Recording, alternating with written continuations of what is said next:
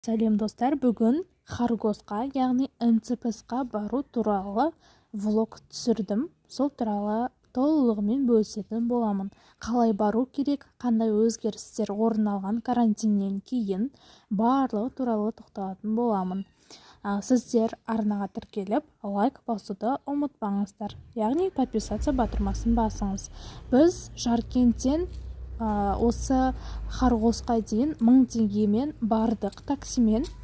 Бұл жерде біз кіріп бара жатырмыз. Бір адам басына 1000 теңге такси. Егер Алматыдан басқа да қалалардан болсаңыз, кішкене көбірек ақша төлеуіңіз де мүмкін. Ал мынау бізде Харгос, яғни біз көлікпен келе жатырмыз. Осылай жүресіздер.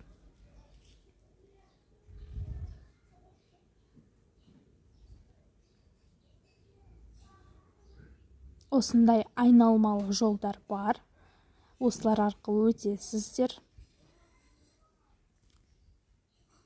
Бұл Харгосқа келгеннің белгісі, яғни міне осындай көптеген көліктер болады. Осы таксилерде арасында бар, сол арқылы қайттан үйге қайта аласыз. Біз тоқтадық, мына жерде касса болады.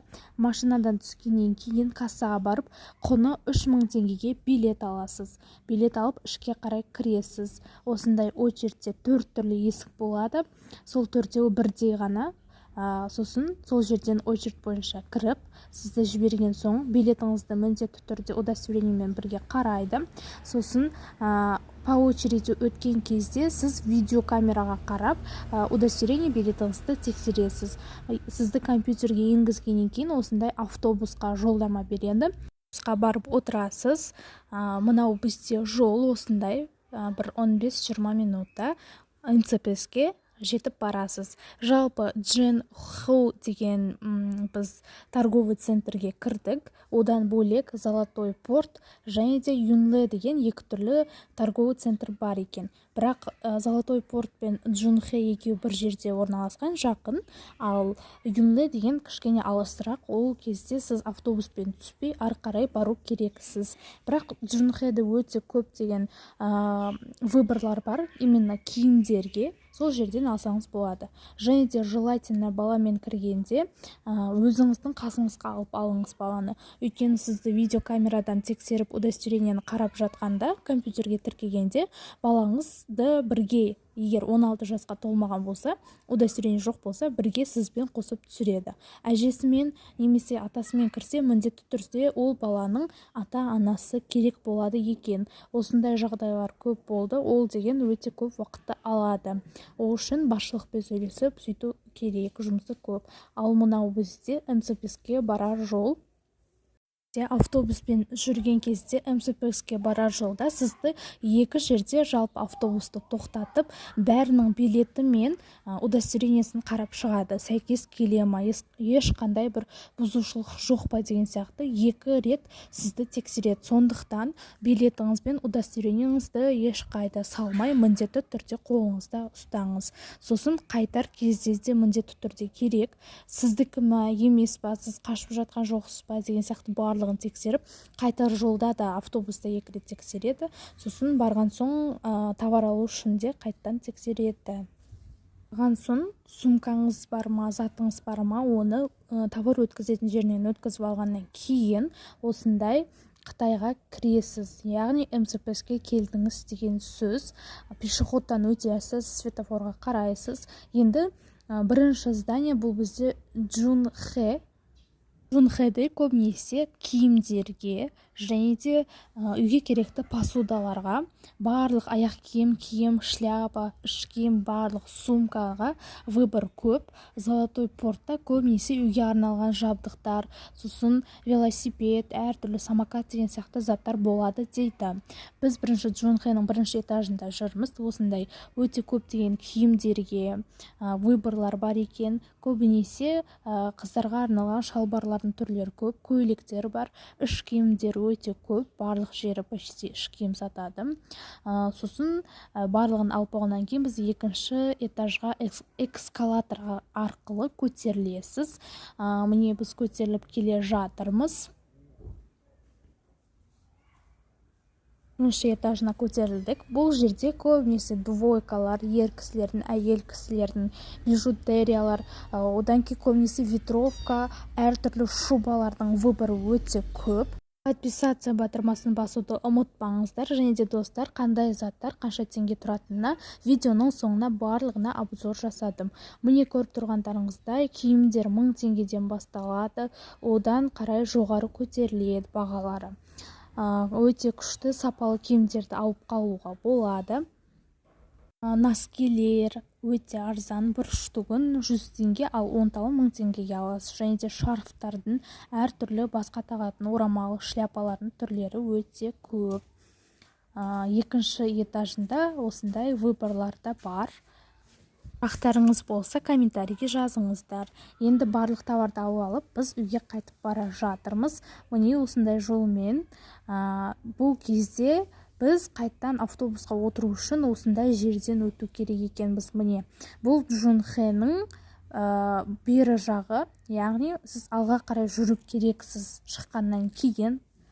Міне осы жерде автобус сіздің алдыңызға келеді. По очереди бөлініп отырамыз. Біз уже автобуске отырдық, жүрек деп жатырмыз. Міне адамдар отырып, автобус толды почти. Барлығы өте күшті болды. Егер сіздің товарыңыз 30-35 килограммнан артық болатын болса, оны Қазпочта арқылы ала аласыз. Ол үшін оны күтіп отыру қажет екен. Бірақ біздің товарымыз оншалықты болған жоқ. Қолымызға ұстап алып шыға салдық. Міне жолмен кетіп бара жатырмыз. Сіздерге барлық жолын түсіріп шықтым. Арнаға тіркеліп қоюды ұмытпаңыздар. Яғни подписация деген батырмасын баса кетіңіз. Міне осындай жолдан өттік. Мына жерден көріп тұрған зданиядан біз кірген кезде сол пешеход арқылы өттік, ал керісінше басқа жолмен үйге қайтып бара жатырмыз. Яғни біз Харгоске барамыз. Міне жол. Негізі барлық бағалары өте күшті, сапалары вообще айта алмаймын енді. Двойкаларын 3000 теңгеден алсаңыз болады. Өте күшті прям. Мына жерде біз уже бағанағы айтқанымдай удостоверение мен билетіңізді тексереді. Соны тексеру үшін тоқтадық. Яғни сол жерде военнойлер өздері тексеріп қарап отырады екен. Осылай қайтадан қайтып бара жатырмыз. Бір 10-15 минуттай жүрдік автобуспен. Жолдары күшті. Енді міне екінші тексеріс. Сіздерге арнайы түсіріп алдым. Яғни удостоверение мен алған билетіңізді сәйкес келемі, соны тексеріп отырады. Сосын шлагбаум ба, солай вроде. Соны ашып қайттан автобуспен жүреміз. Жүріп келе жатырмыз. Одан кейін автобустан жастарды түсе тұрыңдар деп айтты. Біз жаяу кішкене жүрдік, ал мына жерде үлкен кісілер автобуспен бір жерден өтті, оны дезинфекция деп атайды. Не, уже Харгосқа жетуге өте аз уақыт қалды. Бұл жерге біз басында келіп, билетімізді алып, тіркелген жер. Яғни автобус сізді қай жақтан келдіңіз, сол жаққа дейін апарып тастайды. Міне барлығымыз түсіп, енді очередьке тұрдық. Товарымыз қолымызда, егер 30-35 килограммнан артық болса, оны почтадан аласыз. Ары қарай сол жерден билетіңізді и удостоверение тексеріп, видеокамерадан қайттан өтесіз. Қалай келдіңіз, қалай кірдіңіз, солай шығасыз. Одан кейін таксилер тұрады. Жаркент деп, Жаркенттің таксиіне отырдық. Қайтардады тоже 1000 теңге. Сонымен күшті покупкалар алып үйге қайттық. Достар, подписаться каналын басуды ұмытпаңыздар. Сосын қайтар кезде, көлікпен қайтқан кезде осындай тексерістен тағы бір рет өтесіз. Яғни шлагбаумды ашып береді. Сіз QR-кодпен водитель QR-кодпен әлгі кодты ашқаннан кейін шлагбаум ашылып, сосын ары қарай жолға шықсаңыз болады екен. Негізі МСПСке кіру, бір зат алу стоит десем болады. Барлық зат өте күшті, сапалы, арзан. Жаркентке дейін 40 минут немесе 1 сағаттай жүресіз.